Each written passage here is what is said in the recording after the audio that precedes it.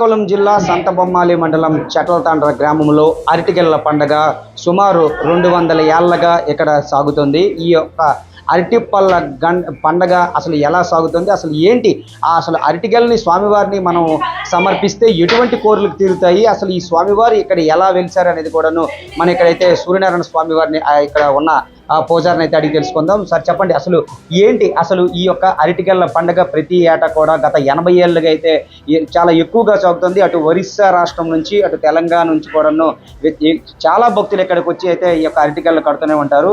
సుమారు ఎప్పుడో 4-5 అరటిగెలల నుంచి ఇప్పుడు 4-5 వేల 10,000 15,000 వరకు కూడా ఒక్కొక్క ఏడాది కూడా జరుగుతున్నట్టు. కరోనా సమయంలో కూడా ఒక్క సంవత్సరం ఆగింది తప్ప మిగతా ఏళ్ళంతా కూడా పూర్తి స్థాయిలో ఇక్కడ అరటిగెల పండుగ అయితే సాగిందంటూ కూడా చుట్టుపక్కల గ్రామాలు చెప్తుంటారు. అసలు ఎటువంటి కోరికలు తీరుతాయి, అసలు స్వామివారు ఎలా వెలిసారు ఇక్కడ? స్వామివారు అన్నటువంటిది ఆయన దక్షిణాది అయ్యవారు. ఆయన ఏంటంటే కాశీ ప్రయాణానికి అక్కడి నుంచి శిష్యులతో బయలుదేరి కాలనడకలో కాశీ వెళ్ళారు. కొన్నాళ్ళ తర్వాత ఏంటంటే తిరిగి ప్రయాణంలో వస్తుండగా మార్గ మధ్యంలో ఆయన శిష్యుడు పరంపరం అంటే చనిపోయాడు. ఆ తర్వాత ఏంటంటే ఈయన కూడా రాగా నౌపడా దగ్గర ఉన్నటువంటి గ్రామం యామలపేటకు వచ్చేసరికి ఈయనకు కూడా అనారోగ్య స్థితి వచ్చింది. అక్కడేమో ఒక చెట్టు దగ్గర కూర్చుండిపోతే ఆ గ్రామస్తులందరూ చూసి అయ్యో పాపం అనుకొని ఒక కుటీరం ఏర్పాటు చేసి అందులో ఆయనకు ఉంచారు. అయితే వాళ్ళు ఆదరించడానికి స్తోమత లేనటువంటి కుటుంబాలు, అనాథ కుటుంబాలు. ఆ టైంలో ఇక్కడ ఈ చెట్లతాండ్రలో భయ్యన్న అన్నటువంటి పెద్ద రైతుందుడు ఆయనకి ఈ విషయం తెలిసిన తర్వాత ఎలాగైనా ఆయనకి ఇక్కడ తెచ్చేద్దాము అని ఆ తలంపు చేసుకున్నాడు. ఆ తర్వాత అలా కాదు, వాళ్ళ గ్రామానికి వెళ్ళి సంప్రదింపులు చేసి తీసుకుని వద్దామని అనుకుని గ్రామానికి వెళ్ళి సంప్రదింపులు చేశాడు ఆయన. అప్పుడేమో వాళ్ళు అంతకంటే మంచిదానైనా మా పరిస్థితులు కూడా అంతంత మాత్రం ఉన్నాయి, చాలా సంతోషం అనేసి తీసుకొని వెళ్ళిపోమను.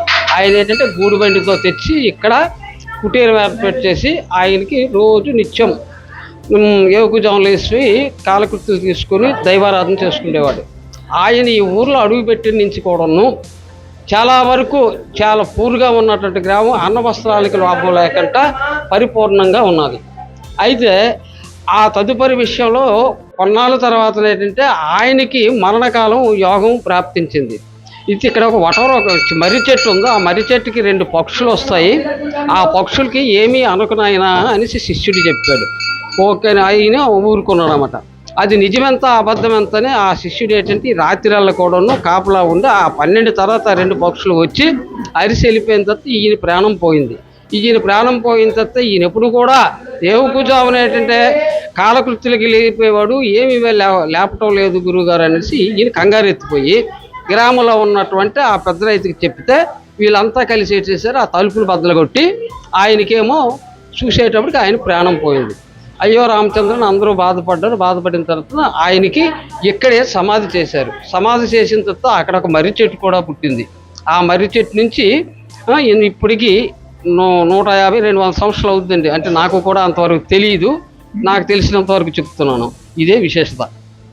అదే అంటే ఇప్పుడు ఆ యొక్క గెలలు కట్టాలి అని ఒక భావన, తర్వాత ఈ యొక్క ఏకాదశి రోజే ఈ యొక్క పూజని అటు అంటే దేశవ్యాప్తంగా ప్రపంచవ్యాప్తంగా కూడా ఈ యొక్క మన విష్ణుమూర్తిని అయితే ఈ రోజునైతే భారీగా పూజలు చేస్తారు.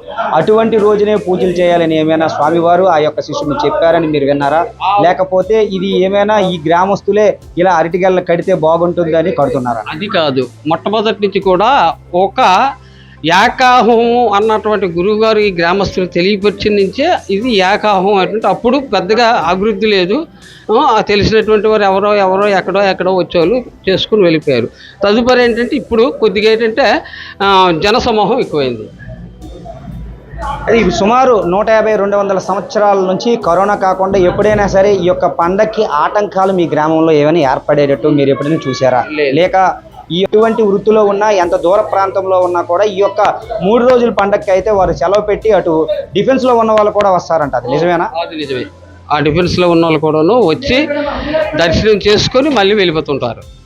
అంటే ఇప్పుడు స్వామివారిని అయితే పూజ చేసి అరటిగెల కడితే కోరికలు తీరుతాయి, చాలా మందికి సంతానాలు కలిగాయి, ఉద్యోగాలు వచ్చాయి, తరువాత వివాహం కాని వారికి చాలా సంవత్సరాలుగా వివాహం కాని కూడా కలిగాయి. అంటే మీకు ఉదాహరణకి మీ ప్రాంతాల్లో ఏమైనా జరిగిన అద్భుతాల గురించి చెప్తారా?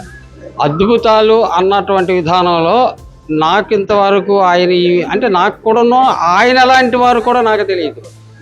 అయితే మా నాన్నగారు మా తాతగారు చెప్పినటువంటి విధానంలోనే మేము ఆలకించిన విధానంలో మేము చెప్తున్నాం.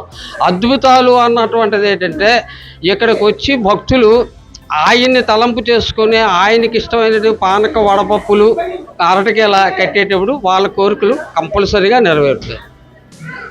అది మనకి సూర్యనారాయణ స్వామి గారు చెప్పింది ఏంటంటే పూర్తి స్థాయిలో ఆయనకు కూడా అవగాహన లేని సమయం, అంటే సుమారు 200 ఏళ్ల క్రితము జరిగిన ఈ యొక్క సంఘటన జరిగింది. అప్పుడు కాశీ కాలినడకన వెళ్ళేవారు. ఒక స్వామీజీ కాలినడకన వెళ్ళి వస్తూ వాళ్ళ శిష్యుడు చనిపోయిన తర్వాత ఒంటరిగా కూడా ఇబ్బందుల పాలైతే ఈ గ్రామ పెద్దలైతే తెచ్చి ఆయన సేరదీశారు. ఆ సేరదీసిన క్రమంలో ఇక్కడ ఆయన సమాధి అయ్యారు. సమాధి అయిన ప్రాంతంలోనే లక్ష్మీ నరసింహస్వామి పేరుతో గల వ్యక్తి కాబట్టి ఆ స్వామివారి యొక్క విగ్రహాన్ని ప్రతిష్ఠించారు. అప్పటి నుంచి సుమారు 200 ఏళ్లగా పూజలు జరుగుతున్నాయి. ఇక్కడ అరటిగల్లు ఎవరైతే కడతారో వారికి అయితే తక్షణమే కూడా స్వామి ప్రతిఫలం, ఈ ఇయర్ కడితే నెక్స్ట్ ఇయర్కే ప్రతిఫలం కూడా వస్తుంది అనుకుంటూ కూడా ఇక్కడ మనకి పూజారి గారు అయితే చెప్పడం జరిగింది. కెమెరా